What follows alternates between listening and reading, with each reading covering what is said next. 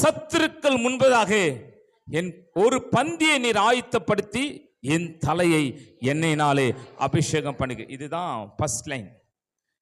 இது preparations. Result என்னன்னா என் பாத்திரம் நிரம்பி வடிகிறது. ஹல்லேலூயா. சோ இந்த 40 நாள் அளவும் ஒரு ப்ரிப்பரேஷன் டைம். 40 நாள் முடிஞ்ச பிற்பாடு பார்த்தா ஓவர்ஃப்ளோ டைம். ஆமென். ஹல்லேலூயா சொல்லுங்க. Season of overflow. Season of overflow.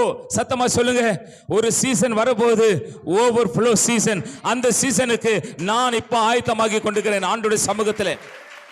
40 days walking என்பது ஒரு பர்வதம் அடைவதற்கான வாக்கிங். இந்த 40 டேஸ் உடைய ரிசல்ட் ஓவர்ஃப்ளோ. ஆமென். ஆமா, ஓவர்ஃப்ளோ. சாதாரண இன்னெல்லாம் எலியா யாரை அபிஷேகம் பண்ணினான்னு சொல்லிட்டு இதுவரை நமக்கு தெரியாதுங்க. ஆனா ஒரே பர்வதம் மற்றும் 40 நாள் அளவும் நடந்த பிரயாணத்தின் விளைவுதான் ஒரு new anointing, new ministries, new callings, new visions. Hallelujah. ஆண்டவருடைய மெல்லிய சத்தத்தை அவன் இதுவரை கேட்டானா என்னன்னு தெரியல. பட் அவன் கேட்ட ஒரு மிகப்பெரிய இடம்தான் ஒரே பர்வதம்.